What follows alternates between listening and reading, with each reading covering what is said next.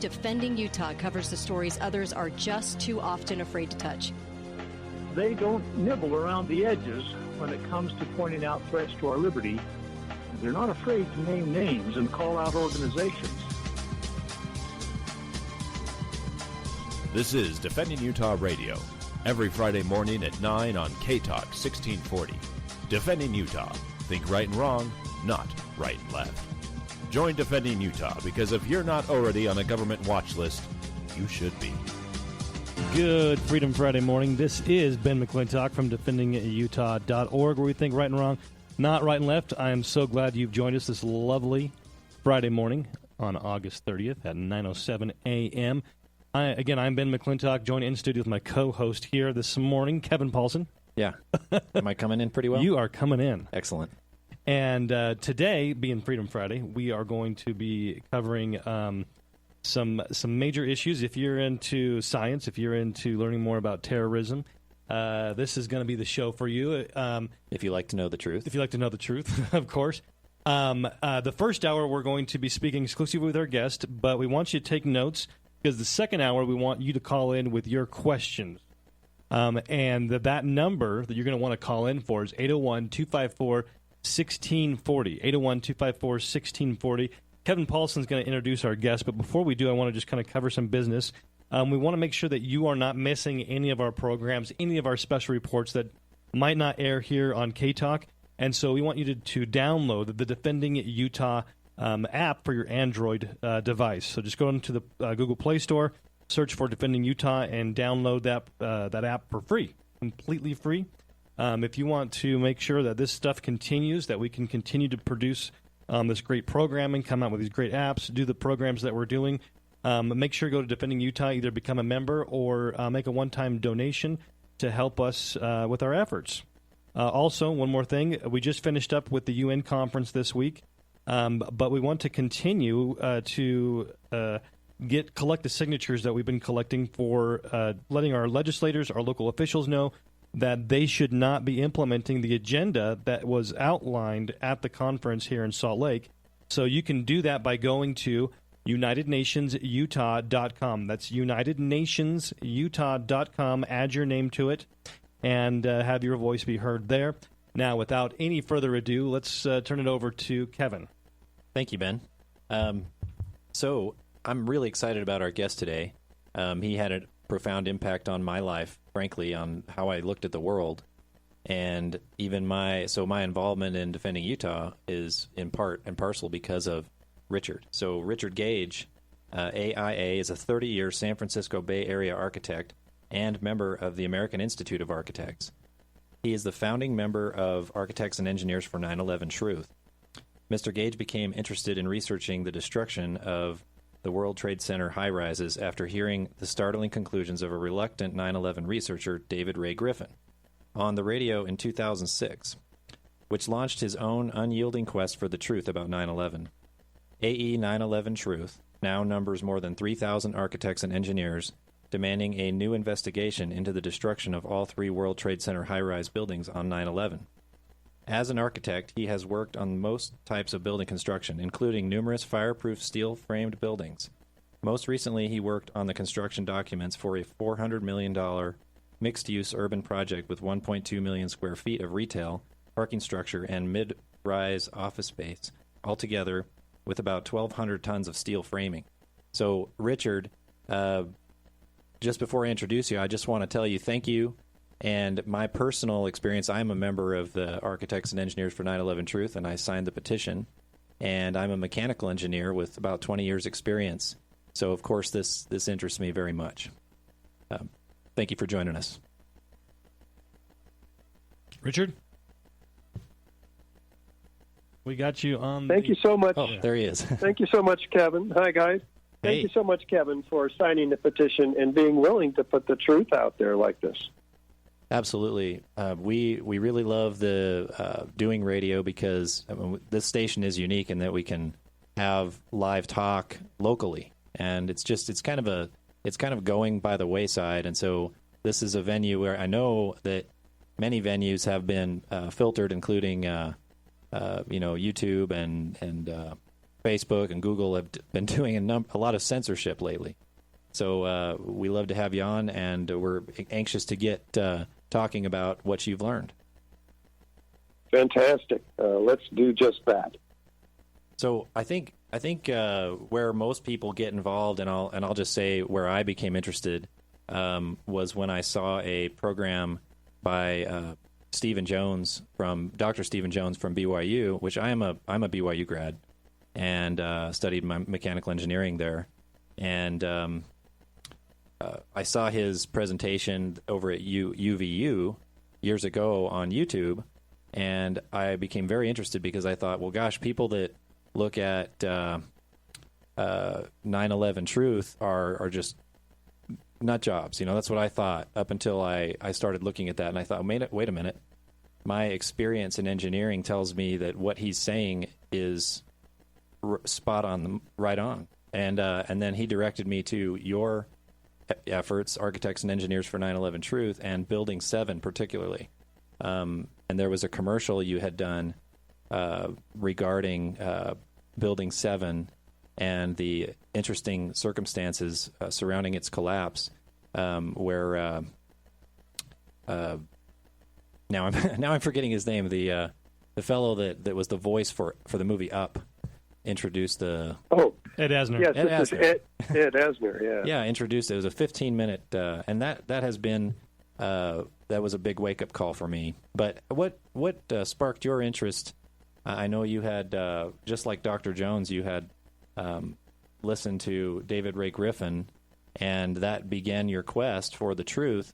What did this mean to you at the time that you were learning about these things?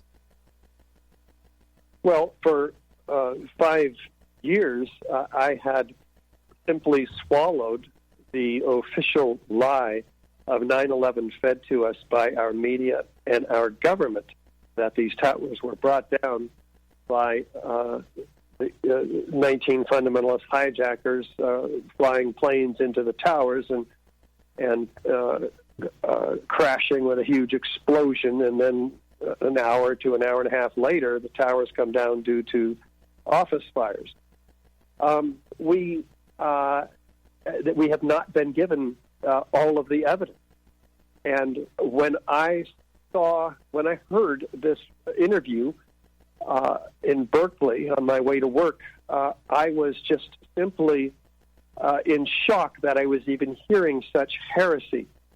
It was inconceivable to me that I might have missed, for instance, a third tower, World Trade Center Building 7, that I didn't even know about it as an architect. This is the third worst structural failure in modern history. So, and I didn't know about it. Our system of communication with the American Institute of Architects, of which I'm one of the 80,000 members, we didn't receive one bulletin on the destruction of this tower. Most architects and engineers know nothing about this tower, which we're going to be talking about. So that, along with the incendiary and explosive evidence surrounding the World Trade Center Twin Towers, which we're also going to talk about, I knew nothing about. And most of the American people didn't, but I didn't realize that there was a 9/11 Truth movement with millions and millions of people screaming for a new investigation, many of them since day one. But here I am 5 years later, just in shock. I'm saying, this can't be true. I have to know whether this is true or not, all this evidence I was hearing. So I went to the Grand Lake Theater that night in Oakland, or the next night, and heard David Ray Griffin live. I was late. They only had allowed 600 people in there, and I had to go home and watch it on live stream. And I'm going, oh my God, there's this whole underground movement about, not just about buildings, but about all the events of 9/11, but really quite centered around the destruction of these three towers. And here I am, an architect. I have to know. I mean, I felt my world just turning as I was listening to Griffin, both on the radio and later on live stream, turning upside down. I was starting to get really angry. I mean, here I am, a Republican, Reagan Republican, flag waving, let's go get those, you know what, who did this to us in Afghanistan, and then in Iraq, as Colin Powell was making his irrefutable case for weapons of mass destruction. I'm going, yeah, we're going into Iraq too, and get those weapons, and all of it was based on a lie. We invaded two countries in which over 2 million people have been killed, including 7,000 U.S. soldiers by now, and also we've had our civil liberties severely disseminated. The First and the Fourth Amendments by the Patriot Act, the National Defense Authorization Act of 2012. Any of us can be arrested without being charged, without a right to a lawyer, a trial, a jury. This has all happened now, and our country has been turned. Our freedoms have been turned upside down. We're in the $6.5 trillion global war on terror since 9/11. And by God, it really all goes back to the destruction of those three buildings. I had to do something. It changed my life. So I took Stephen Jones's PowerPoint and I assembled it, took it to the firm of 15 architects I was with at the time, showed them the evidence, and up until that time they thought I was nuts, but I bought them pizza and made them come and watch this evidence. All 15 of them agreed, oh, my God, you're right. These are controlled demolitions. There's absolutely no question. And they all signed my petition except my boss, who was Middle Eastern. He just couldn't go there. There's just too much fear at that time for Middle Easterners to be speaking out. Yeah. That's incredible, Richard. I hadn't heard that story, that portion of it. I know we got to go to break here in a minute, but... Less than a minute. But it's just fascinating. I want to hear all the background. But what I love about your organization and what got me extremely interested in it was the basis of facts, looking at the evidence, going through, and we'll talk about that when we get back from break. Everybody, we've got Richard Gage, founder of Architects and Engineers for 9/11 Truth. Get your pencils out and sharpen your pencils. We'll be asking questions on the second hour, 10 o'clock. This is a very special 2-hour program on 9/11 Truth with Richard Gage from Architects and Engineers for 9/11 Truth. So, yes, the first hour, we're just going to be going into the details, making sure that he can get everything out there. And then please call in the second hour, 801-254-1640. It's Ben McClintock and Kevin Paulson from DefendingUtah.org. Tired of bureaucrats and tyrannical government? Defending Utah knows how to fix that. It's called nullification. To find out more, stop by our office and pick up your pamphlet on nullification today. DefendingUtah.org. Think right and wrong, not right and left.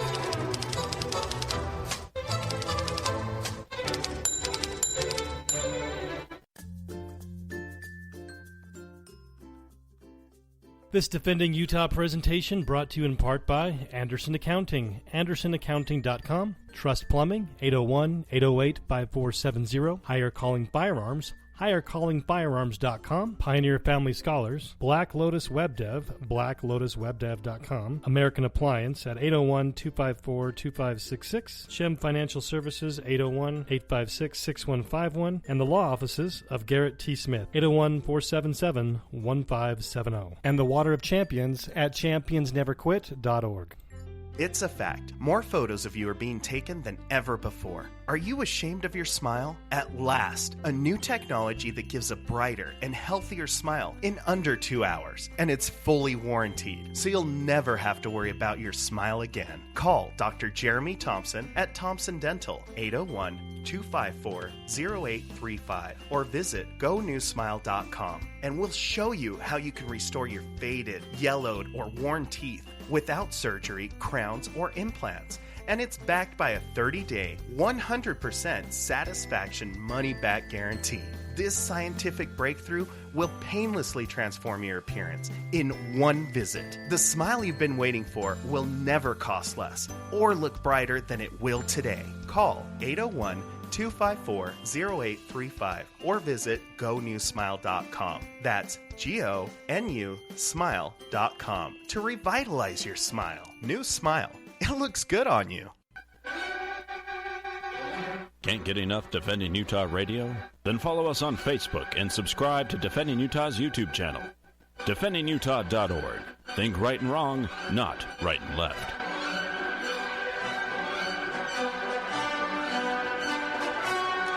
Welcome back to the Defending Utah radio program. This is Ben McClintock with my co-host today, Kevin Paulson, from DefendingUtah.org, where we think right and wrong, not right and left. And we have a special, very special 2-hour program on 9/11. What's really going on? We've got Richard Gage from Architects and Engineers for 9/11 Truth. Kevin? Yeah, Richard is the founding member of Architects and Engineers for 9/11 Truth, which is the premier source of information on 9/11 facts, and has impacted my life greatly. I'm a mechanical engineer, 20 years experience, and when I saw the evidence, it was extremely shocking, to say the least, and Richard feels the same way. He was just explaining that, but I know a lot of people that I talk to about this, they start to freak out and they immediately jump to, well, who could have died? You know, how can you say that? You know, they jump to 16,000 conclusions all at once instead of just looking at the evidence. And we're talking about very fundamental physics, and there's precedents, and there are a lot of facts. So the first building that we like to talk about is Building 7. The reason being that Building 7 was not hit by an airplane. And the media never focuses on it. Yeah, and it's 47-story steel frame high-rise building that went down, so many hours after the Twin Towers collapsed, and there was no airplane hitting it. There were some fires that had burned out already, and anyway, Richard, let's talk about Building 7 facts. There was no precedent for this kind of collapse, was there?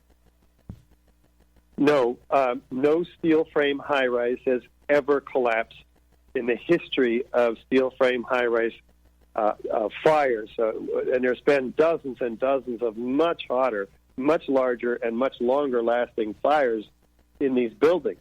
There are several reasons for that. The steel conducts that heat away from its source.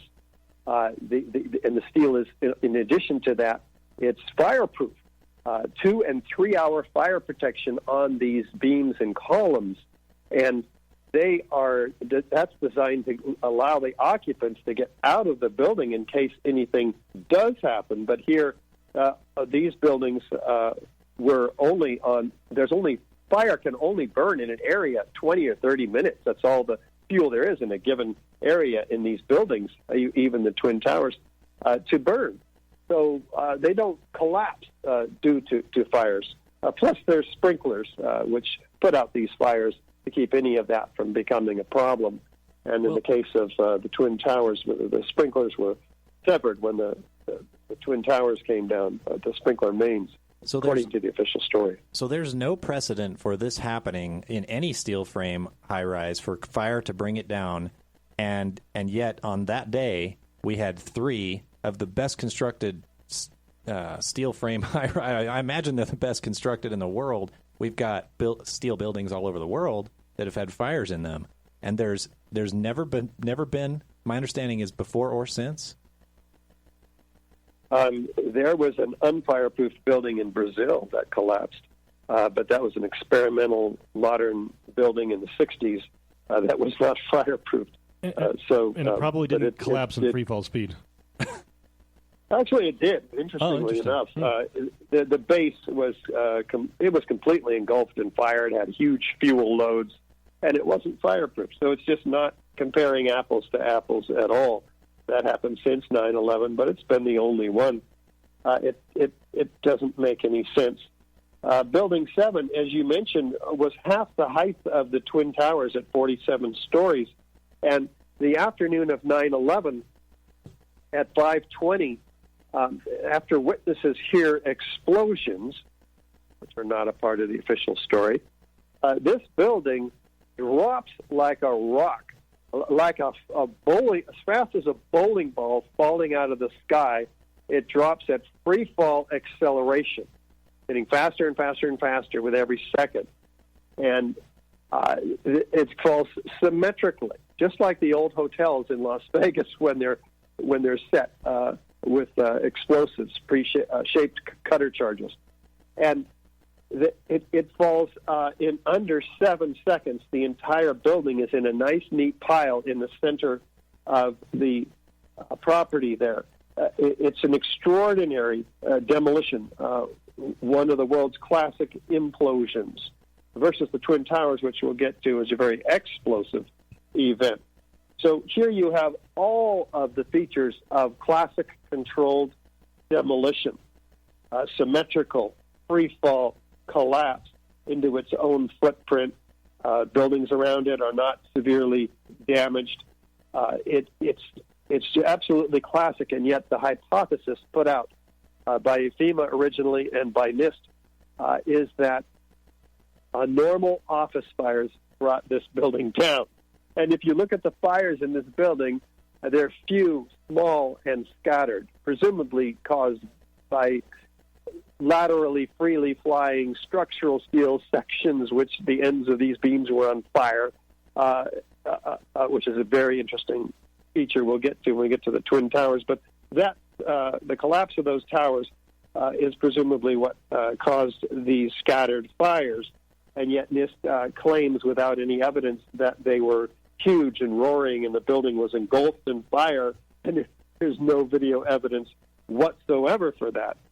Right. I haven't seen any. I've seen small pockets of fire in Building 7, pictures of that, but I've seen the collapse. And most people haven't even heard of Building 7, let alone seen the collapse. And I know in at least one of Dr. Jones's interviews, when he asked them to show the collapse, they refused to do it.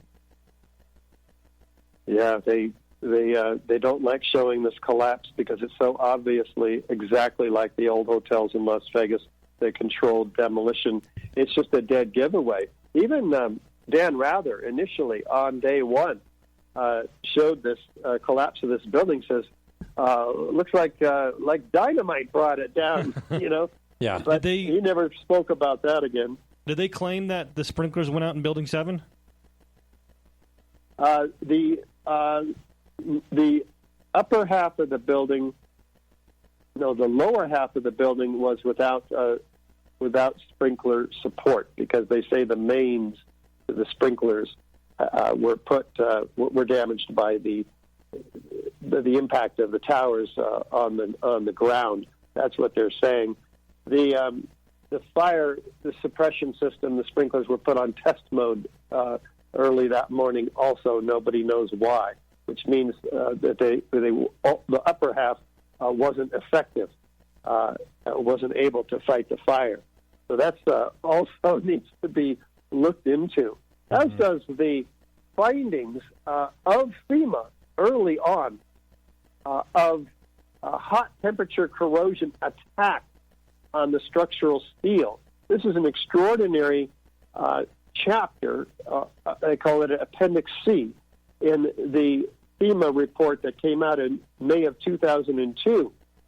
And they do a metallurgical analysis on the steel on World Trade Center 7 and find that we have intergranular melting with molten iron and sulfur attack on the steel.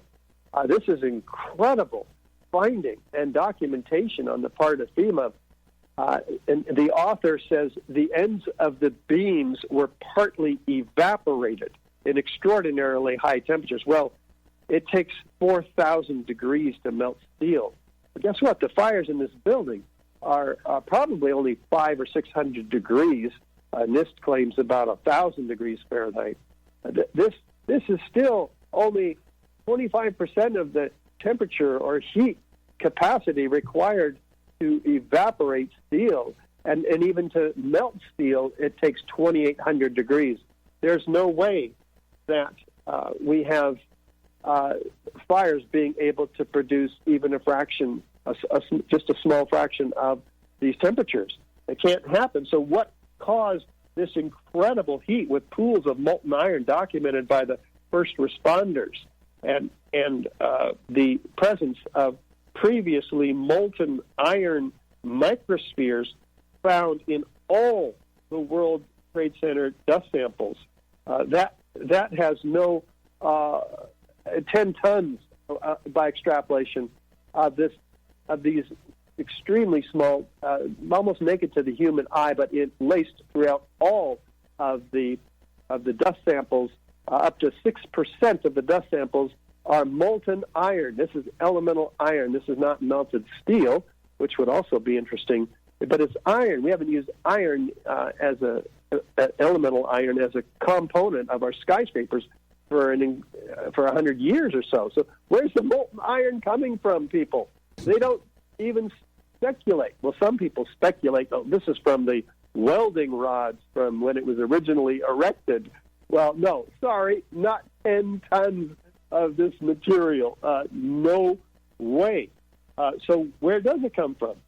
Yeah, and I know Stephen Jones. Let's talk about it. He had investigated several independent samples of these dust samples, and a friend of mine, Jeff Farr, there at BYU, helped him to examine the samples, and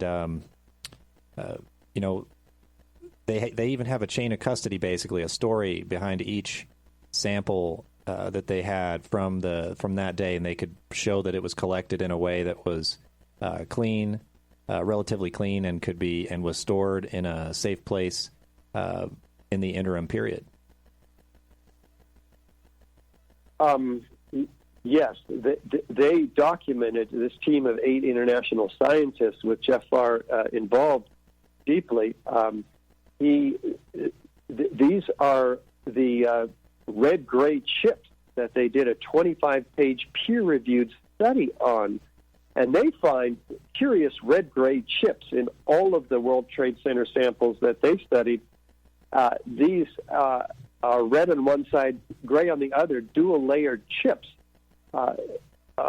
They get real curious because they come up to a magnet. Well, they do electron microprobe data, or is it XEDS, I think, X-ray energy dispersive spectroscopy, and they find that they have the ingredients of unignited thermite, which is extraordinary.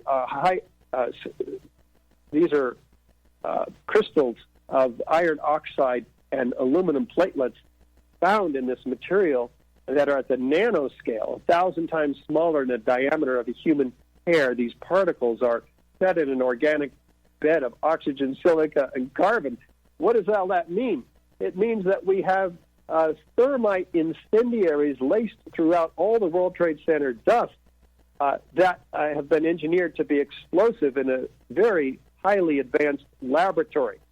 This stuff is called super thermite. It was developed by Los Alamos Lab and Lawrence Livermore Lab prior to 2001. And here it is found looking like red-gray primer, but paint does not have these exotic properties. When they ignite them, they produce molten iron microspheres with the same chemical signature as the molten iron microspheres documented by the USGS in all of the World Trade Center samples. So you put these two sets of evidence together, and you have a damning set of forensic evidence that could put some people away for a long time for mass treason and murder. So, as I understand it... Sorry, treason and mass murder is what I meant there. It's incredible. So the microspheres, my understanding is that forms as droplet formation when you have the incendiary burning. Is that how that works? Yes, under pressure, thermite and thermate, which is where the sulfur comes from, it's added to thermite to become thermate, which is the only conceivable reason why FEMA would have found sulfur in the attack on the steel as well. But when it releases molten iron at 4,000 degrees, by the way, which explains the evaporation of the steel as well, these droplets are very, very small and formed into spheres by the surface tension, like when you spray a water bottle. Right, just an aerosol of molten iron, and then it solidifies in the air and forms these little microspheres. Yes. And that could explain the toasting of the tops of the cars around the base of the World Trade Center towers, which there is no other explanation for in the official story. You know, it's almost like when you see a volcano erupting and you see those pyroclastic flows, when you look at the destruction and then you think about how hot those are in a volcano, I guess I'm just hypothesizing that it must have been something similar. Yeah. The geometry is also explained. You mentioned volcano. It brings me to the geometry of the Twin Towers, where we have, in all the videos, show this upward, outward geometry of fireworks, a very explosive event, freely flying structural steel sections after the first 4 seconds of these towers. These 4-ton structural steel framing members are sent at 60 to 80 miles an hour laterally out of the towers, landing up to 600 feet in every direction, such that at the base of the tower, we have not a pile of structural steel members. They've been equally distributed over a 14 to 1,600 foot diameter around each of the towers. So if, by the way, 100,000 tons of structural steel in each tower was distributed outside the footprint, well outside the footprint, what was crushing the building? That's a third of the weight of this building. These buildings, it's not there to crush the building. Well, you say, well, it must have been the concrete floors. They were certainly stacked up in a pancake fashion. No, all the photos and videos show only a 2-story pile of miscellaneous metal, a few core columns. Where's the stack of pancakes?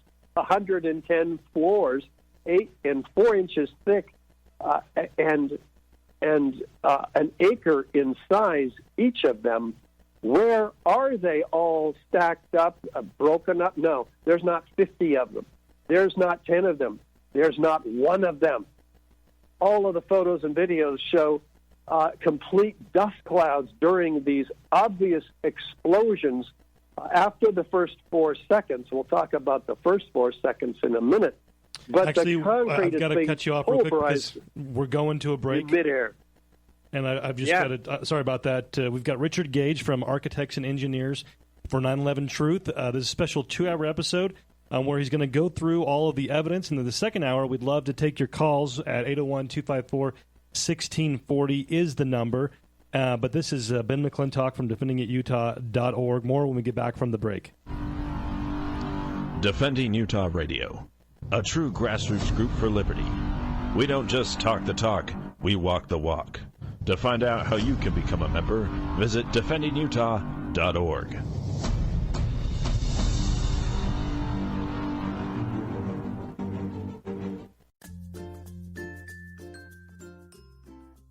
This Defending Utah presentation brought to you in part by Anderson Accounting, AndersonAccounting.com, Trust Plumbing, 801-808-5470, Higher Calling Firearms, HigherCallingFirearms.com, Pioneer Family Scholars, Black Lotus Web Dev, BlackLotusWebDev.com, American Appliance at 801-254-2566, Shem Financial Services, 801-856-6151, and the law offices of Garrett T. Smith, 801-477-1570, and the Water of Champions at championsneverquit.org.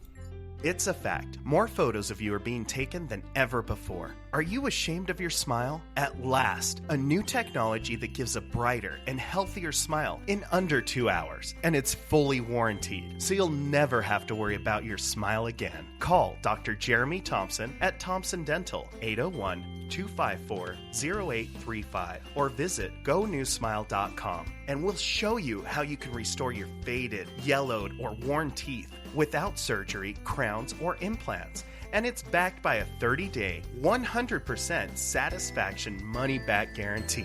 This scientific breakthrough will painlessly transform your appearance in one visit. The smile you've been waiting for will never cost less or look brighter than it will today. Call 801 254-0835 or visit GoNewSmile.com. That's GONU Smile.com to revitalize your smile. New Smile. It looks good on you. Can't get enough Defending Utah Radio? Then follow us on Facebook and subscribe to Defending Utah's YouTube channel. DefendingUtah.org. Think right and wrong, not right and left. Welcome back to Defending Utah Radio right here on K-Talk AM 1640. It is August 30th. It is 9:43 in the morning, and we have a special 2-hour program for you today.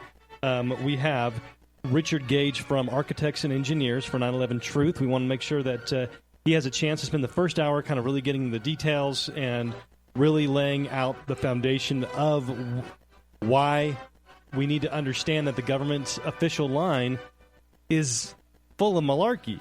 And and then in the second hour, we're going to get into your questions, your calls. At the 10 o'clock hour, please call in 801-254-1640. Give us your hardest, your toughest gotcha questions. Absolutely. Richard's ready for this. I know that. And, or, just any kind of question or, anything you want to bring up, make sure that we don't leave out of the discussion.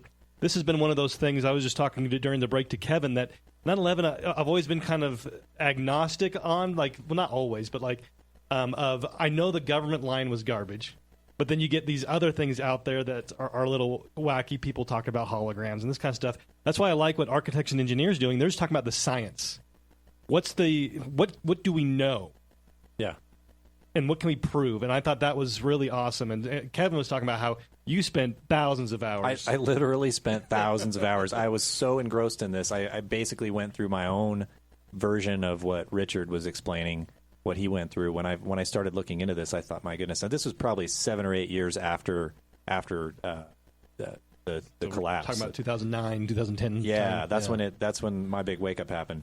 But something, Richard, you were getting into the way the buildings collapsed, and it sounds like, and I know this is true from my own observations, that the collapses were a little bit different between Building 7 and the Twin Towers. Maybe you could elaborate a little bit on that, and what does that mean? Yes, it's just really curious. Building 7 began with explosions, just like the Twin Towers did, and we'll talk about that. Yet it drops suddenly, symmetrically, into its own footprint in under 7 seconds. And so it's a classic implosion. I mentioned the old hotels in Las Vegas. Just everybody, when you get home or we're at your office, just Google Building 7 collapse. You'll find it and see it, and you'll be amazed. And you said, gosh, could a few small scattered office fires cause the simultaneous destruction of all 80 columns in this building at once? Yeah. Which is what's required to bring the building down symmetrically, suddenly, and at free fall, which means not one of those columns gave any resistance to that collapse. Well, and that's interesting. So just my basic understanding of physics, well, I've got a master's in mechanical engineering, but, F equals ma. If you're going to have some acceleration, especially free fall is as fast as you can accelerate in a 1G field, if there's any resistance whatsoever, it's going to be a lot slower. So yeah. People say, well, what does it mean that it fell at free fall? Well, it means there was no resistance to the descent whatsoever. Yeah, that means that all of the energy, the gravitational potential energy of this building has been converted to kinetic energy, which is motion. And so the fact that motion is completely falling 32 feet per second, which is free fall, that means there's no force acting on it from underneath. Well, hey, there was 40,000 tons of structural steel that's 3 to 5 times stronger than it needs to be to support that building. Well, where did it go? Well, we have the evidence provided by FEMA themselves in the Appendix C that we talked about. We also have the evidence of witnesses that heard explosions, and they're in our video, which is called 9/11 Explosive Evidence Experts Speak Out. and all through our website in all kinds of different forms, including a 55-page booklet called Beyond Misinformation. And that these all describe the physics of this, the impossible physics of the official story. I mean, if fires were to bring down a skyscraper, it would start to sever one column at a time. Perhaps the building would fall over if it was going to collapse at all. Not that we've ever had before 9/11 any collapse of a skyscraper by fire. Well, and if people really believe that the official line, that would mean like every building basically was in danger of pancaking on itself. Watch out! Yeah, get Run a fire, for your life. And everybody's going to die because all of the sprinklers are going to fail, and it's going to do you no good to have a sprinkler system in the building, and you're all just going to basically burn up and have the building collapse on you. And the firefighters wouldn't go into the building to fight it. Right. Now, regarding Building 7, they were actually instructed not to fight the fire. By noon, there were a few small fires in that building, and they were told it had structural damage from the structural steel that hit it when the towers came down, so they were told not to go in there and fight the fire. And there was even a story put out that an anonymous engineer did a survey on the building and found some bulging on the south side. And so he says he was asked, well, when could we expect it to fall if it was left to burn? And he says, well, it has about 5 hours. Now, this is an unprecedented collapse. So here's the engineer, which they won't give us the name to, announcing the unprecedented collapse of a building dead on the money. It collapses 5 hours later at 5:20. Incredible.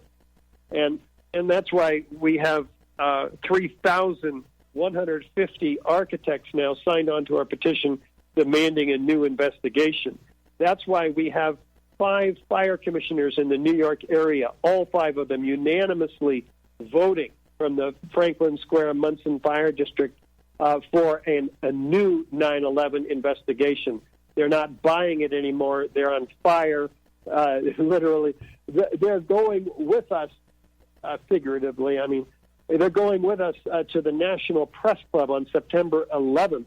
They want to wake up the world to the scam that has been given. They want to wake up the FDNY, who has been terrorized into silence about the truth about the destruction of these towers. You asked me about the difference. Well, the Twin Towers are extremely explosive event, and we were talking before the last break about the steel couldn't have been responsible for the collapse, the crushing force of this building. What about the concrete? Well, the concrete's pulverized to a fine powder, like a dust, spread river to river across lower Manhattan in a 3-square-mile area. So it wasn't the concrete that contributed to the crushing, because its weight is outside the building also. Well, this is most of the weight of the building.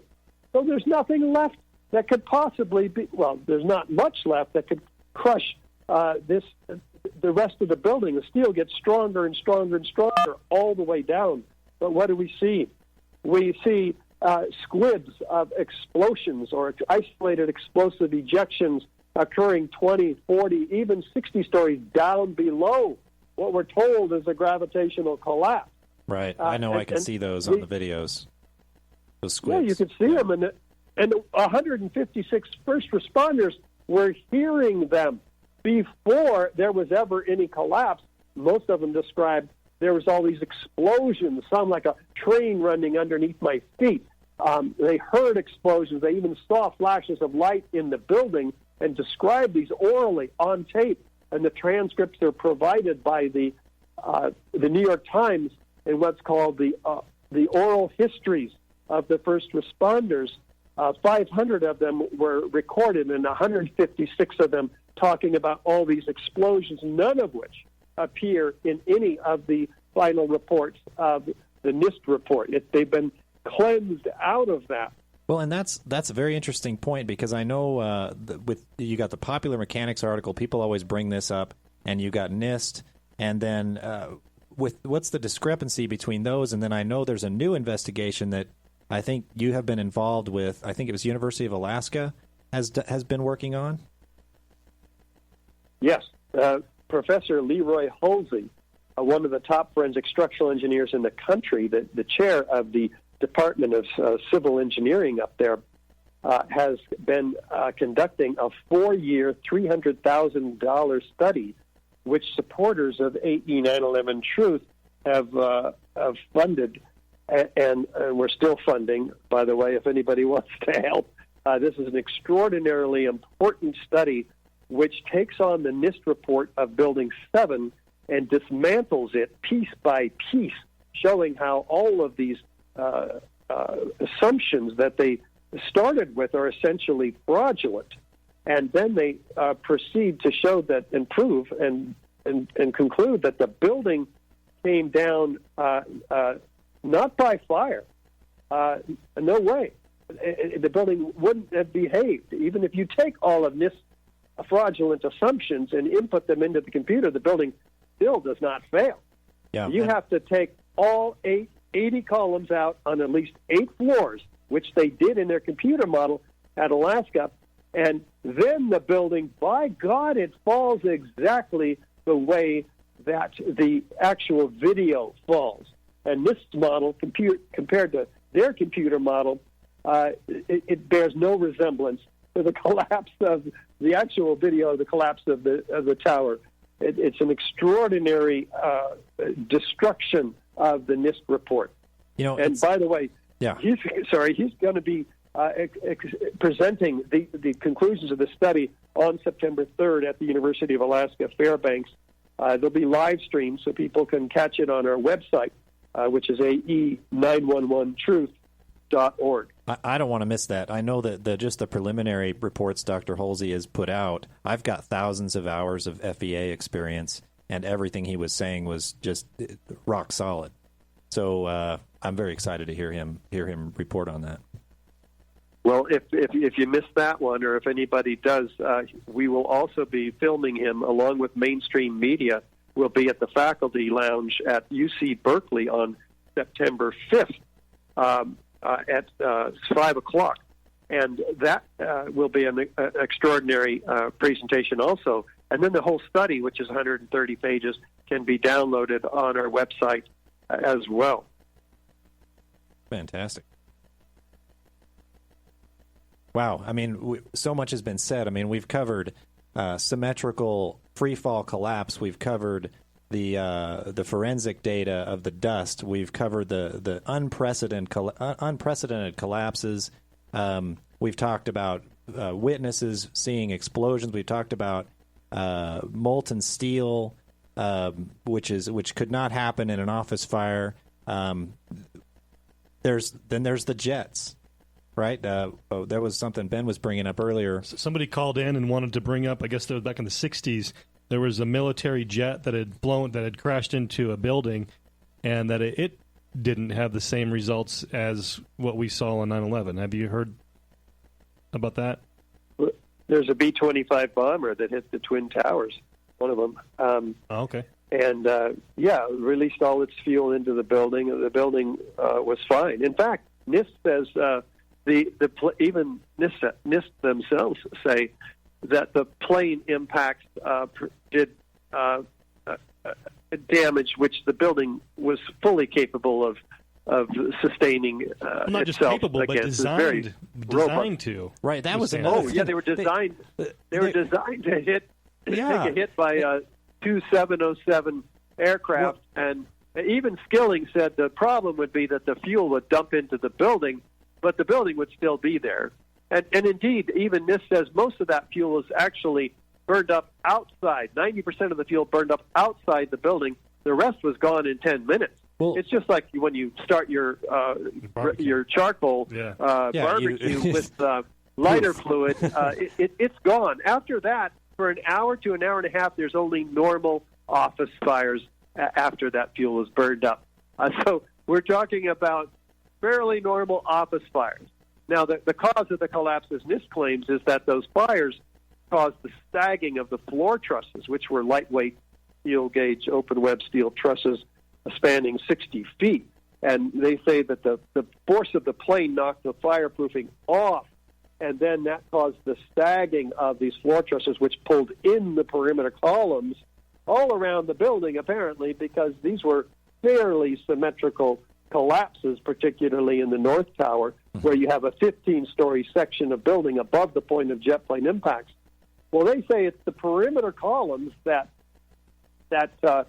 gave way due to that dynamic I mentioned.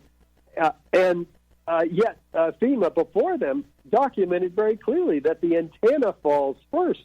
Well, the antenna on the North Tower is sitting on the hat truss, which is sitting on the core columns. So they proved that the core columns were what failed first, and that pulled in on the steel trusses, and then that pulled in on the perimeter. So it's completely backwards, and they needed to hide this in the final report. Richard, we need to hold on real quick. We got to go to break. We're going to the hour break, and then we're going to take your calls, 801-254-1640 for Richard Gage with Architects and Engineers for 9/11 Truth. This is Ben and Kevin for DefendingUtah.org. Thank you, Richard. Defending Utah Radio, a true grassroots group for liberty. We don't just talk the talk, we walk the walk. To find out how you can become a member, visit DefendingUtah.org.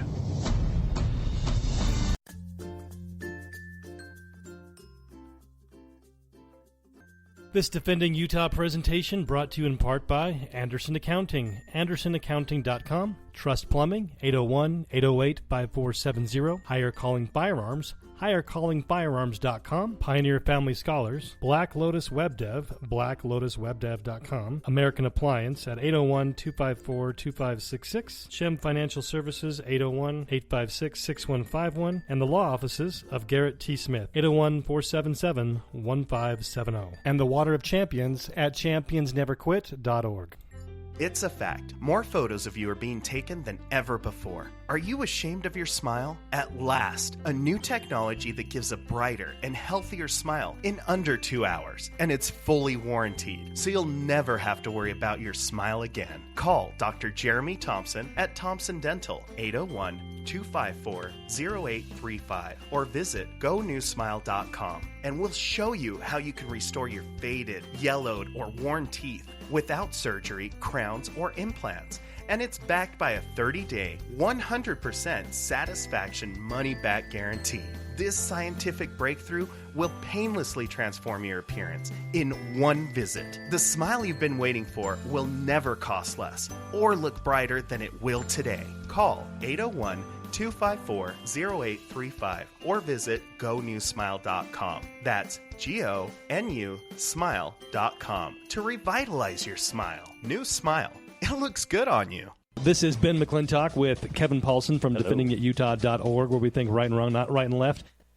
We have a very special 2-hour program. This is the second half of our 2-hour program that we will have posted later on at our Defending Utah app. So make sure if you have an Android phone to be downloading the Defending Utah app, and you can listen to the program in full.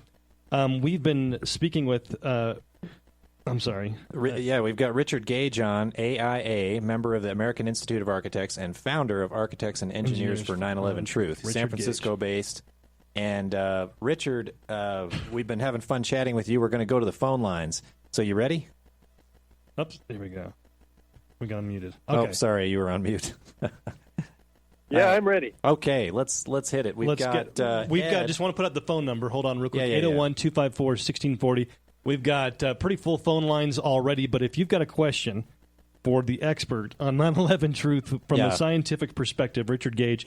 He's been everywhere on this. There's not a question you're going to throw at him that he has not likely heard before. And if you think you have, give us a call. 801-254-1640. Let's start with, who was Ed. Ed's first. Ed West Valley. Line 3. Thanks, Ed. What's your question for Richard Gage?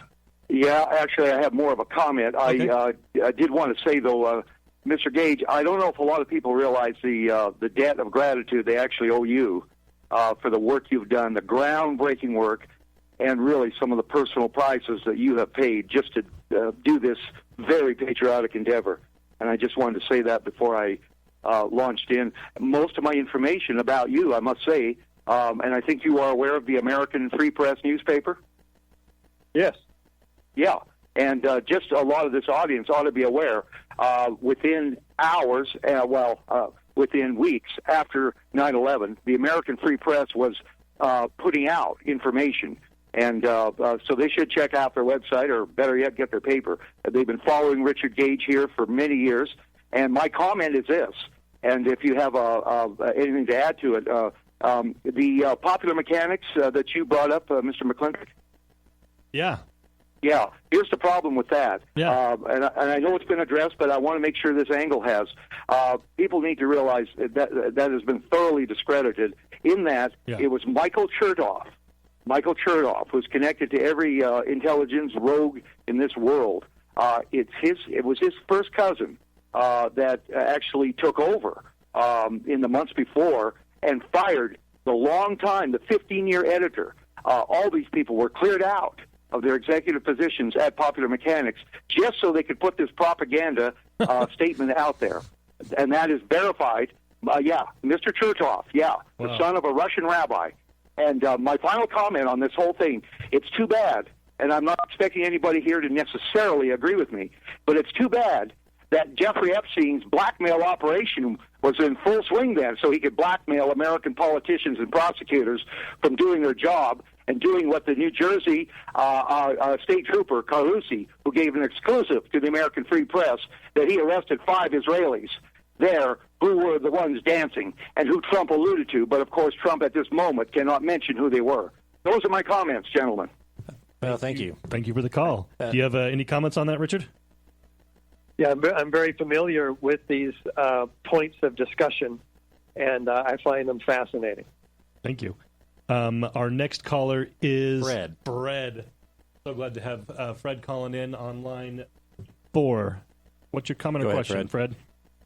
Well, 2 imperatives. I couldn't stand it any longer, and that is, it's impossible for free fall.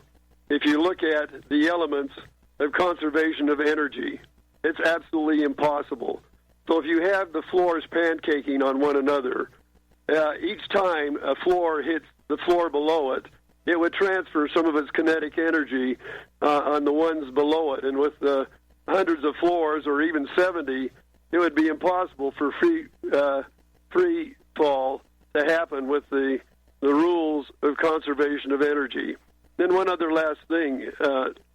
It's impossible for metals to be burning in the cavity of the basement of the building many hours afterwards, unless you had the residual dust of thermite or thermate, whatever it was, the dust falling in there, which are accelerants. And there were literally metals in the basement of the building still burning hours after the initial fall. I just wanted to throw that in, and thank you for all what you're doing. I think there's nothing better to stop darkness than put light on it, so thanks.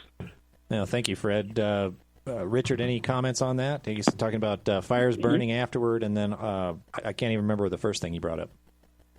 Yeah, I've got it. The first was the free fall.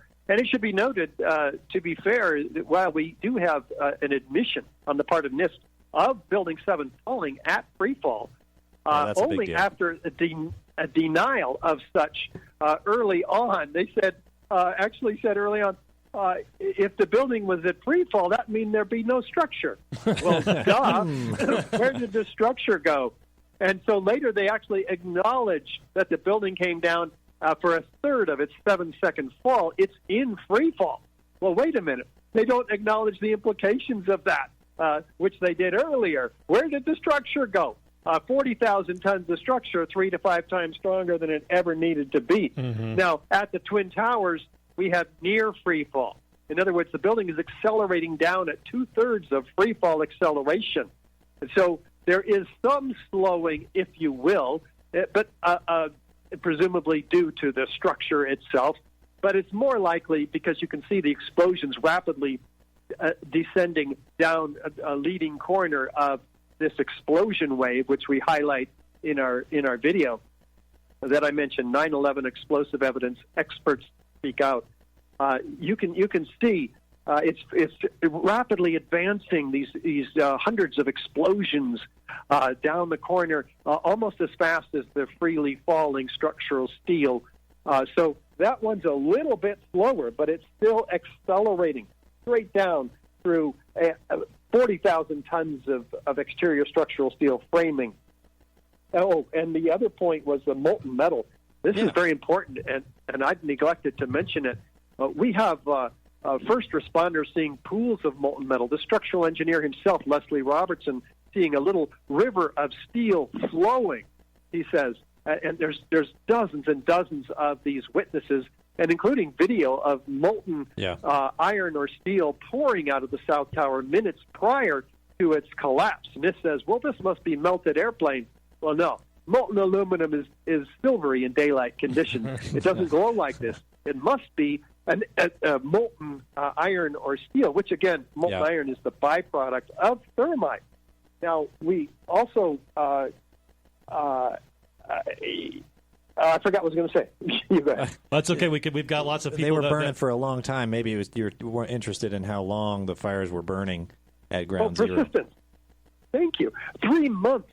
This is very well documented, by the way, in Massimo Mazzucco's 9/11 New Pearl Harbor 5-DVD set. It's amazing. In there, he documents the persistence of this molten material, which they've never seen before in fires, because these fires don't create molten metals. Molten steel or iron is what it is. It's very well documented by Stephen Jones and many others that this is iron, elemental iron, again, the byproduct of thermite. So the persistence of it is for months. It is still molten. It's not going out. That's phenomenal. An extraordinary feature of this demolition. Well, let's go to the phone lines. We've got people just keep on calling in at 801-254-1640. Hot topic, Richard. 801-254. We have a young lady that's been on hold for a while now. Let's go to line 5. You're on K-Talk Radio. Hey. Hey. That me? That's you. You're on. Hey, I want to know what his opinion is, and then I'll hang up. Mm-hmm. I heard that Rudy Giuliani was very much implicated because he told the people in Building 7 not to go to work that day. So I'll hang up. Thank you. Interesting. Thank you. Go ahead. Well, Richard, take it away. This is a kind of a mixed set of rumors out there. I do believe Rudy Giuliani is implicated. No question about that. He was told that the firefighters that the building was going to collapse, and yet he didn't warn the firefighters that the building was going to collapse. He said, we heard the building was going to collapse, so we got out of our headquarters at whatever it was and moved over to wherever he went to. He is hated by the first responders. Regarding people not going to work that day, this goes back to a set of facts provided by several researchers, including Christopher Bolin. Solving 9/11 is his book.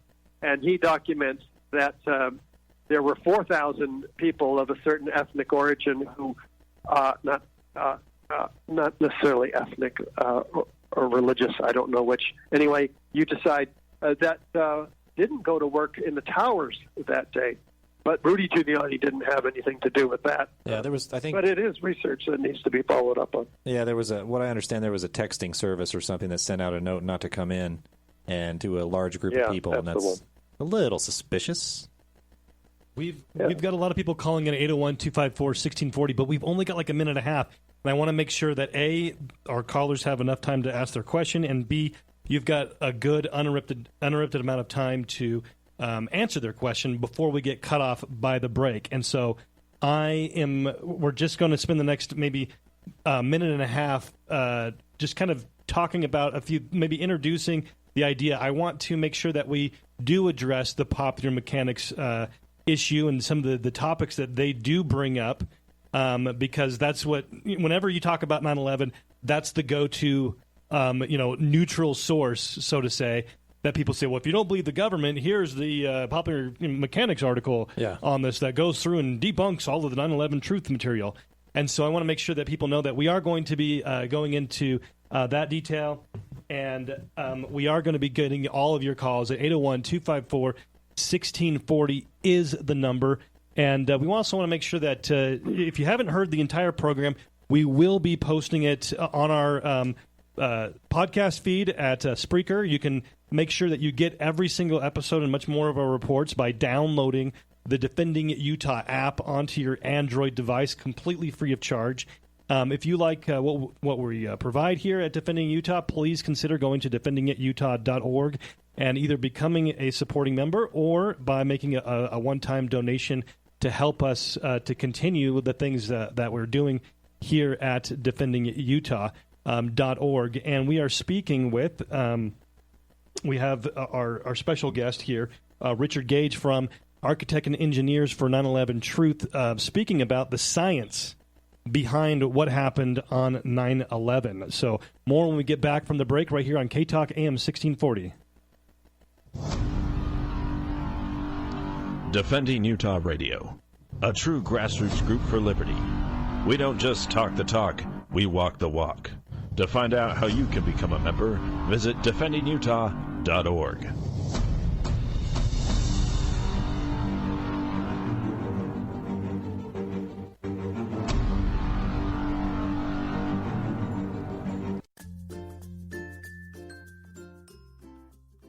This Defending Utah presentation brought to you in part by Anderson Accounting, andersonaccounting.com, Trust Plumbing, 801-808-5470, Higher Calling Firearms, highercallingfirearms.com, Pioneer Family Scholars, Black Lotus Web Dev, blacklotuswebdev.com, American Appliance at 801-254-2566, Shem Financial Services, 801-856-6151, and the law offices of Garrett T. Smith, 801-477-1570, and the Water of Champions at championsneverquit.org. It's a fact. More photos of you are being taken than ever before. Are you ashamed of your smile? At last, a new technology that gives a brighter and healthier smile in under 2 hours. And it's fully warranted, so you'll never have to worry about your smile again. Call Dr. Jeremy Thompson at Thompson Dental, 801-254-0835, or visit GoNewSmile.com, and we'll show you how you can restore your faded, yellowed, or worn teeth without surgery, crowns, or implants. And it's backed by a 30-day, 100% satisfaction money-back guarantee. This scientific breakthrough will painlessly transform your appearance in one visit. The smile you've been waiting for will never cost less or look brighter than it will today. Call 801-254-0835 or visit GoNewSmile.com. That's GONU smile.com to revitalize your smile. New smile. It looks good on you.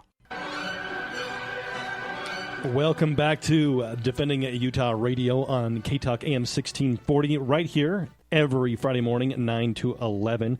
We're so glad that you've joined us today. We've got Richard Gage from Architects and Engineers for 9/11 Truth with us today, answering your questions. Again, just so you know, the first hour, we really went into a lot of the details about the science behind why the official story is a bunch of malarkey and can be proven. And now we're taking your questions during this hour at 801-254-1640. If you missed any part of the program, you want to make sure and go back to it. Make sure that you download the Defending It Utah app on your smartphone. That way you can listen to the entire program. But Richard, thank you so much for being on today and taking all this time to be able to answer people's questions. I really appreciate it. You're welcome. Glad to be here. So we do have a lot of people calling in on hold, 801-254-1640. Let's go to the line 3. You've been holding the longest. What's your name and what's your question or comment for Richard Gage? Yeah, my name's Randy. I heard you talking earlier. There's so many anomalies in this thing, like the BBC broadcasting number 7 going down before it actually went down, and we could go on forever. But I heard you earlier talking about Stephen Jones, And I'm trying to recall some of it. What sticks in my mind about Stephen Jones was that he was putting a finger on some of this stuff, and all of a sudden he was dismissed from his position at BYU. But the anomaly there was that, as I recall, President Bush came to town in Salt Lake City and had a meeting with hierarchy of the institution that owns and runs BYU, and shortly thereafter he was put on suspension. I find this highly questionable and unreasonable that politics trumps science, and I guess that's what this whole discussion's about today, really. Science is what we're looking at here, for sure. So I don't know if Richard. I would like him to go over what he knows about Stephen Jones getting fired from BYU or put on suspension, and the influence that might have came from a visit by the president to this town. Okay, great, appreciate it. Yeah, and I know you mentioned the foreknowledge too with the BBC. That's an interesting point as well. Yeah, let's start with that because it is more factual, at least in terms of what I'm aware of. The Building 7, there was plenty of foreknowledge. We already talked about how the firefighters were told not to fight the fire. But interestingly enough, in the BBC did in fact announce the collapse of this building on video. Oh, yeah. And they in advance. It was 20 minutes before the building ever came down. There's Jane Stanley with the Building 7 right behind her shoulder in this New York skyline. And it collapses. It hasn't collapsed yet. It's still there. And they even give the reason for the collapse, due to structural weakening when the towers went down. And so 20 minutes later is when the building collapses. Here's the unprecedented structural failure of a building, a steel frame building by fire, and they pre-announce it. But more interesting than that to me, well, that's pretty darn interesting. Yeah, it's pretty darn But we also have mysterious construction workers walking away from Building 7 in the afternoon of 9/11, hearing an explosion, looking back over their shoulder at the building, and then looking straight into the CNN camera and saying, "Did you hear that? That building's coming down. Flame and debris coming down. The building's going to blow up." Yeah. That's extraordinary. How do they know a building that has a few small scattered fires in it is going to blow up? And so what are they doing there? Well, before that, at 11:07, a reporter from CNN heard a firefighter rush by, and he says at 10:45, at 11:15, he announces on the TV that had happened, and that a 50-story. He told him the 50-story building went down. That's what the firefighter told this reporter, and there was canyons of smoke and everywhere. This was after, of course, the Twin Towers came down. Well, there was no other building that came down.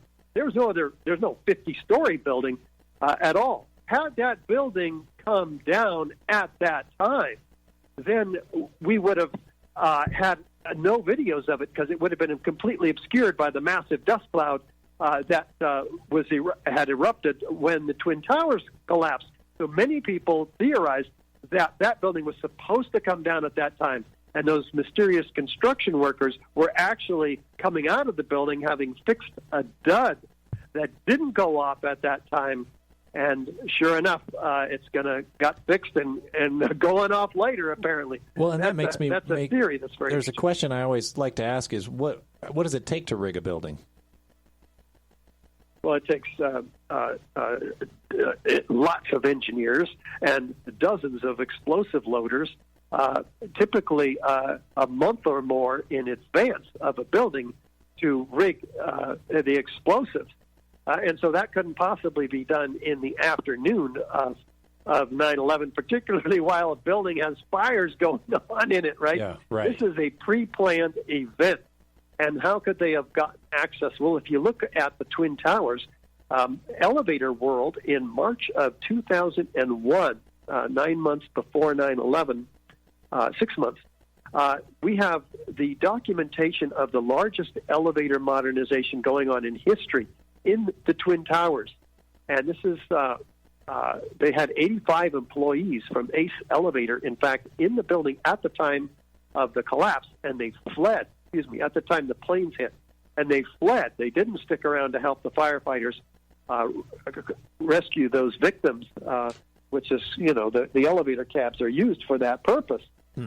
When they're not blown up, which they were severely sabotaged, not only in the lobby but throughout the building, and particularly in the basement with explosions that were heard and documented very well prior to even the planes hitting the towers. Right. People were wounded, and I know that I saw interviews of firefighters that were hit by debris in the basement and in the lobby from explosions. That's very interesting. Yeah, it's fascinating. I mean, we have a 50-ton hydraulic press completely destroyed, a 300-pound fire door blown off its hinges by Mike Percaro, who was working down there, laying on the floor like a crumpled up piece of aluminum. This is in the basement. Now, why are explosions going off in the basement? This isn't near the elevators where they claim that jet fuel came down in the elevator shaft, which is basically kerosene, right? It's not this mysterious high explosive. It doesn't fall down an elevator shaft 1,300 feet and collapse and explode somehow when it gets down. And there's only two elevator shafts that go all the way down, two elevator caps that go all the way down to the basement level. We've had a lot of people holding on hold for a while now, so I want to get back to our callers. 801-254-1640. We had somebody on hold for a long time. They had to probably just get off, but if you want to, please give us a call back. Let's go to line 5. You're on K-Talk, and what's your question for Richard Gage? I appreciate what he's done, but it just put a fire under me, but I don't know how to get other people to care about it. But my real question is about Building 6.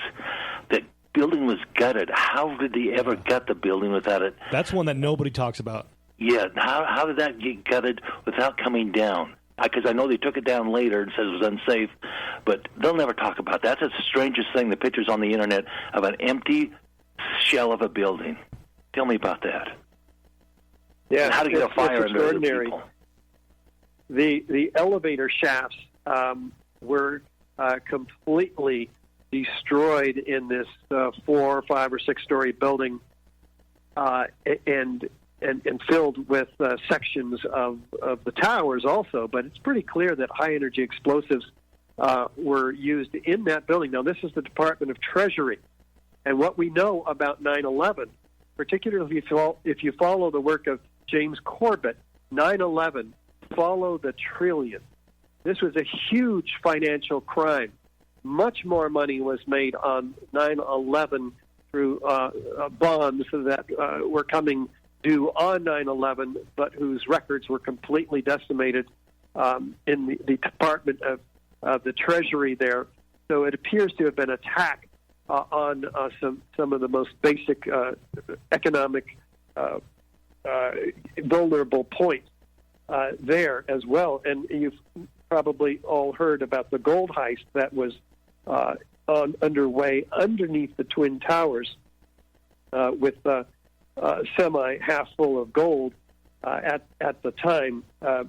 This is just fascinating information that others are following up on, such as David Ray Griffin in his books 9/11, Pearl Harbor, New Pearl Harbor, and many others too.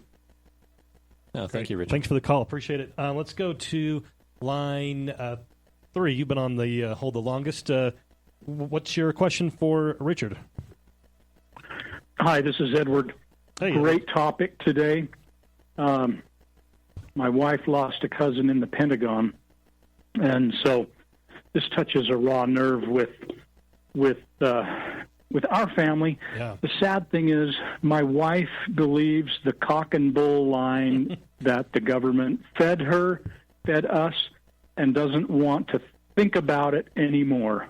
That being said, I think that describes a lot of people. But if your guest is aware, I've heard this, I've seen the episode. In the 60s, there was a TV program called Get Smart, and there was a program, and if I understand right, it was right around the time the Twin Towers were being built. And in this episode of Get Smart, which is a comedy show, this building, this construction company has this, how to say it, basically the buildings they build have this strange, that they end up blowing up for some reason. And Agent, anyway, Maxwell Smart, he's got to infiltrate the construction company to find out what's going on. And, those of us who are my age, grew up watching this, he had a telephone in his shoe and whatnot, Anyway, he calls his boss and says, "You're not going to believe this. They build the explosives into the building." And you can find that on the internet. I've seen the episode, and I've read where the directors say that they were approached by the CIA shortly after that episode aired. Where were they getting their information from? And anyway, interesting. Yeah. Another G whizzer. I just throw that out there for people to dig into. There's a lot of interesting ones. There's one about The Simpsons. There's a Back to the Future one. Back to the Future. Yeah. Hollywood foreknowledge. What do you have to say about that, Richard? Yeah, foreknowledge is fascinating. There's all kinds of evidence of the Twin Towers being taken down, destroyed throughout Hollywood productions. That's fascinating, and it's a fact. But regarding the towers being laced with explosives during construction, it's really well acknowledged that that explosives don't last that long. The military has to use extremely precarious preservation methods to keep high-energy explosives from going bad over decades. So there's never been a case that we can find anywhere in our search where explosives have been put in a building for presumably good reasons. The building begins to fall over, so you have to explode it before it does so it doesn't wreck Manhattan. This has just never been done. No insurance company would insure a building laced with explosives. The tenants wouldn't go into it if they found out about it. Well, if they knew about it. It's kind of a rumor. Got it. Sure. Well, and I think that makes sense that they wouldn't be able to last that long. But again, going back to the idea that yes, foreknowledge is pretty obvious. Yeah, it's much more suspicious to me that the pilot episode of The Lone Gunman, I think 6 months or something before 9/11, it was about terrorists, quote unquote terrorists, flying remote controlled 727 or whatever into the Trade Center. That was a little lots of interesting Hollywood foreknowledge. I'm even more interested by the first question, which Ed was reluctant to ask about his wife's refusal to entertain these discussions. This is so common, and it is the most difficult hurdle that we face in the 9/11 Truth Movement because we have all of the forensic evidence. The facts are completely in alignment, and they destroy the official story for anyone who's willing to look at them. Yeah. Most people are not, and it is a real problem.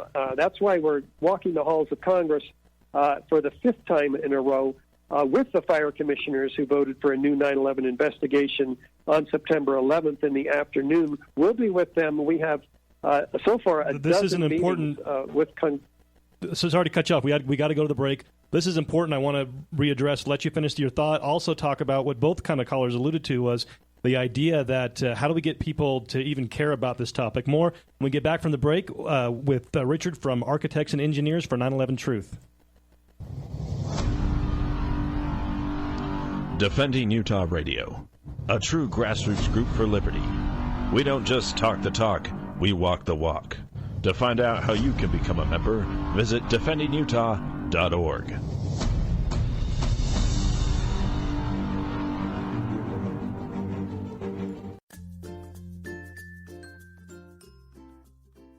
This Defending Utah presentation brought to you in part by Anderson Accounting, andersonaccounting.com, Trust Plumbing, 801-808-5470, Higher Calling Firearms, highercallingfirearms.com, Pioneer Family Scholars, Black Lotus Web Dev, blacklotuswebdev.com, American Appliance at 801-254-2566, Shem Financial Services, 801-856-6151, and the law offices of Garrett T. Smith, 801-477-1570, and the Water of Champions at championsneverquit.org.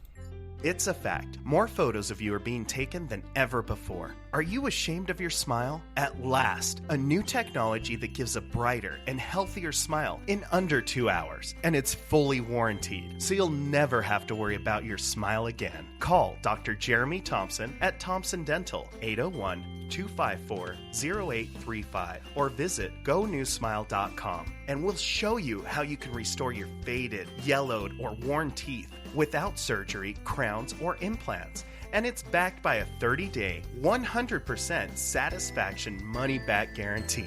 This scientific breakthrough will painlessly transform your appearance in one visit. The smile you've been waiting for will never cost less or look brighter than it will today. Call 801-254-0835 or visit GoNewSmile.com. That's GONU smile.com to revitalize your smile. New smile. It looks good on you. Welcome back to K-Talk Radio. This is Ben McClintock and Kevin Paulson from DefendingItUtah.org. We're so grateful that you've joined us this Freedom Friday morning, August 30th. Get ahead of yourself there. It is 10:44 a.m. and we've been having a very special 2-hour program getting behind the science on 9/11. We're speaking with Richard Gage from Architects and Engineers for 9/11 Truth. The first hour we've been talking about just kind of getting into the science, getting into what we know, what we can prove. And then this hour, we've been taking your calls, your questions, 801-254-1640. We've got a lot of calls on this. Before we went to the break, so if you want to listen to the entire program, make sure that you download the Defending Utah app onto your Android device, and you can catch the entire program as well as our previous programs. But before we went to the break, Richard, you were talking about how you've been taking some fire officials to Congress with you to get them to reopen or do a real investigation this time. Yes, and we have draft legislation called the Bobby McIlvaine Act to assist them, the congresspersons. All they have to do is take it and introduce it. It's based on the Benghazi Act investigation.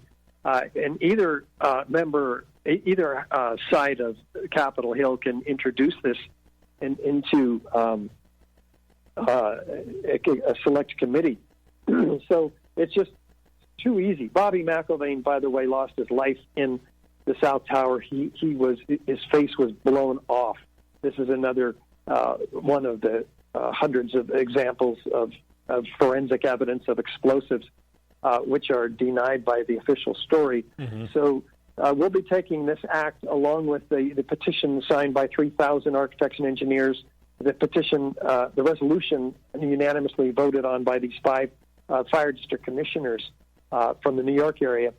And we'll be meeting with so far a dozen congresspersons and some of their staffers.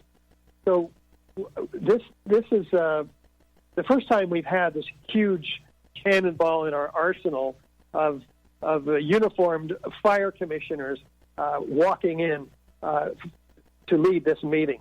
We've always done it ourselves. You know, I'm an architect. I have some credibility. I'm backed by 3,000 other architects and a constituent of this congressperson's district.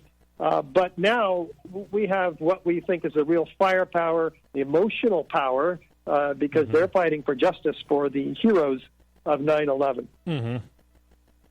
Great. Let's fantastic news. Let's make sure that we are getting everybody that has a question on here. We've got Eagle, who's been on hold for a while now in line 4. Eagle, you're on K-Talk with Ben and Kevin. What's your question for Richard?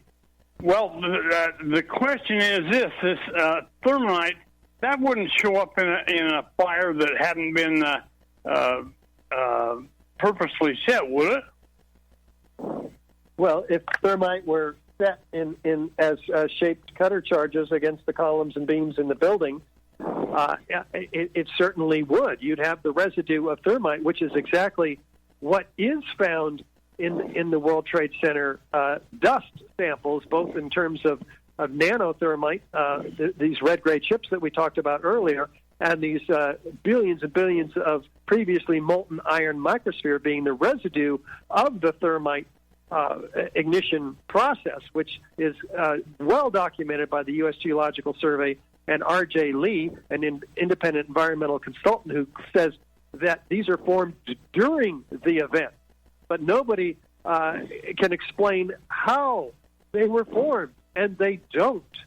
The only way they could be formed is by hundreds and hundreds and hundreds of thermite cutter charges. Does that answer your question? Eagle? Yes. Great. Thank you, right, Eagle. thank you. Appreciate the call. Let's go to... I think we got Lisa. We got Lisa. Did I get... hold on real quick. Sorry, caller. Put you on hold again. I apologize. The next one. Right after Eagle, I think. Yeah. Okay. Lisa. Yeah, thanks for taking my call. I love your guest, and I really appreciate his effort and all the time and just, doggone effort to do it. I mean, it just takes a lot of spunk and a lot of desire to do it, and I really appreciate it, and I want to thank him for it, because we need to know the truth. My question really doesn't have to do with how it was done. My question is, who owned the building before the guy named Silver something? I can't remember his last name. Larry Silverstein? Yeah, Larry Silverstein bought the building, and he bought it not all that long before this happened. And then the reason all those buildings had to come down is, as I understand it, they couldn't just have the Twin Towers come down. They had to have them all come down, or Lloyd's of London would not pay off on his insurance. Is that correct? I don't know if that's correct or not. I do know that Larry Silverstein and his pack acquired these properties in a 100-year or 99-year lease just 6 weeks prior to 9/11. There was a bidding war on who would be able to own the towers, and this is very suspicious because he was not the low bidder. But anyway, he put massive terrorist insurance on the buildings, unprecedented quantities of insurance. He walked away with $5.68 billion after investing only $125 million of his own money.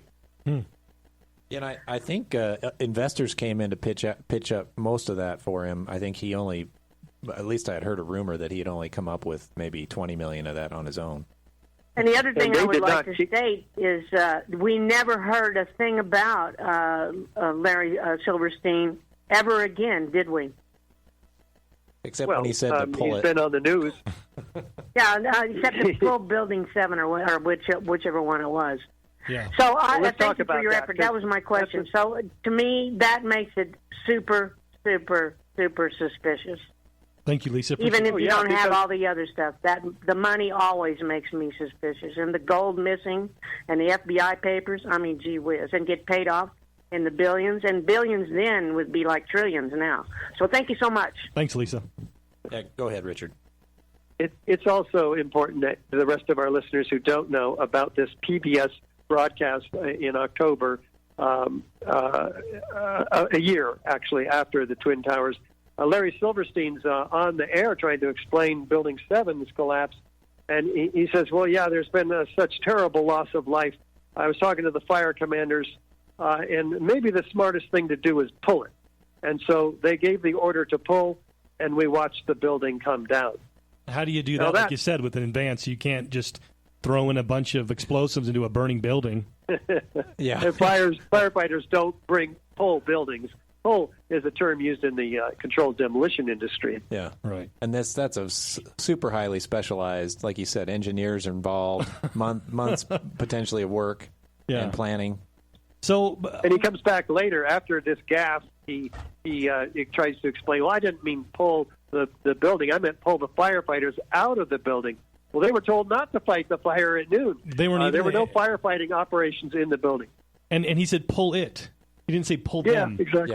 Yeah. It's and so one thing that people have claimed that the reason why it fell at free fall speed was that there was a giant like a natural gas tank underneath, or propane tank underneath the building that blew, leaving a cavity underneath for it to fall into.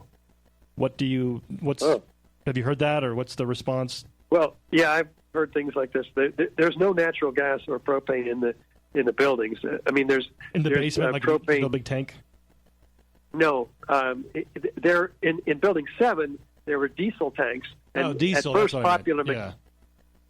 Popular Mechanics claimed early on being fed by early NIST reports, which were later retracted, leaving Popular Mechanics holding the bag for lots of misinformation, particularly about diesel fires.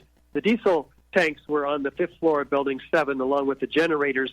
And so it wasn't in the basement. One of our members proved that there was no fires in smoke coming out of the louvers in the 5th floor.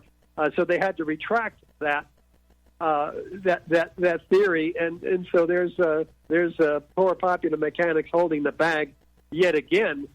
They also claimed that there was 25% of the south side of the building scooped out, and Popular Mechanics claims this, seeing a photograph that nobody else has seen of this phenomena, and yet it's never been published. And if that were true, what would the building do? It would fall toward the south side, its damaged side. That only stands to reason.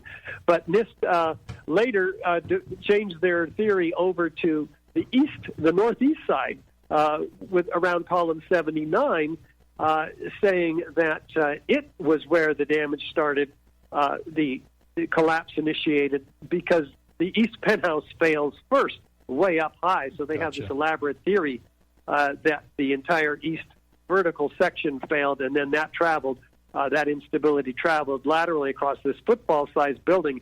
Gotcha. But that's completely betrayed by the videos of the building's collapse. Let's go to line 5. You're on K-Talk. What's your question for Richard? Oh, that must be me, because I didn't. I've just been listening on here. Richard, first of all, thank you. I've referred your site to many people, friends and associates, and we really appreciate your work. I'm also friends with Stephen Jones and could add some things that have been asked. But I was going to bring up the Silverstein issue, and also Secretary of Transportation Mineta and his testimony of the plane approaching the Pentagon. And there were a couple of things that were striking to me. One of them was a news interview with someone who gave this highly suggestive mechanism by which the Twin Towers were brought down. Oh, yes, it was just so hot. It was just too hot, and it made the columns melt and the building fall down. And then at the Pentagon, there was a witness that was interviewed who here's a plane going 400 miles an hour, and he somehow could identify every aspect of that airplane. As he reported on the interview, he did everything but spot on the tie of the pilot. and obvious plants. This thing is elegant, evil as it is. Yeah. I don't mean to cut you off, but we need to make sure and get the time. But go ahead, please. Richard. Thank you. Thank you. Yeah, thanks. This is one of the most controversial subjects in the 9/11 Truth Movement. What did or didn't bring the Pentagon down? What we all agree on is that nothing should have brought the most highly defended building in the world down. I mean, here's Hani Hanjour, who could hardly fly a Cessna, according to the records, and he's flying this Boeing 767 is all the way around the Pentagon, giving it every opportunity to be shot down by the most highly defended building in the world. Over an hour after the Twin Towers were both collapsed. This building is or at least hit by the plane. And yet, does it go straight down and through the roof into Donald Rumsfeld's office? No. It goes around the building, flying then laterally into the area of the Pentagon that was responsible for the auditing of the $2.3 trillion that Donald Rumsfeld had announced the day before 9/11, the night before 9/11, was missing from the Pentagon budget, for which he was in a lot of heat for. Let's go to line 3 real quick. Your last caller for the program. 30 seconds. Go ahead, caller. Yeah, uncommon occurrence here. Let's see. Building 7 was 400 feet away from the other ones. Building 6 burned down, I don't know, about 20 years ago, and it never fell from top to bottom. The Patriot Act was already written up during 9/11. And the Pentagon, all you see, they have one camera, and all you see is a white, blinding flash, which indicates high explosives. It was a missile. Gotcha. So thanks for the call. Appreciate that. Well, on the exit hole on the inside of the Pentagon. All kinds of questions. All the layers of concrete. Yep. But, Richard, parting shots, we've only got about a minute left. Yeah, I'd just like to encourage everybody to do what you can, and you can do it from your computer. Send the link to ae911truth.org to every architect and engineer you can find, every media representative, and your own congressman, and everybody else. This is something you can do to alleviate your conscience after being aware of this incredible information. You can't sit on it. You have to do something. I did something. I'd never spoken to groups before. I'd never run a nonprofit organization. I'd never raised $250,000 for a billboard campaign. We could start small, and then we build up to wherever your destiny takes you. But this is the issue that will knock the other dominoes of truth over. This is the big one. This is the one that wakes most people up. So do something with it. Thanks you for everything you've done, Richard. Appreciate you being on the program. Richard Gage, Architects and Engineers for 9/11 Truth. This has been Ben and Kevin for DefendingUtah.org. See you next week. Thanks. Bye-bye. Defending Utah Radio, a true grassroots group for liberty. We don't just talk the talk, we walk the walk. To find out how you can become a member, visit DefendingUtah.org.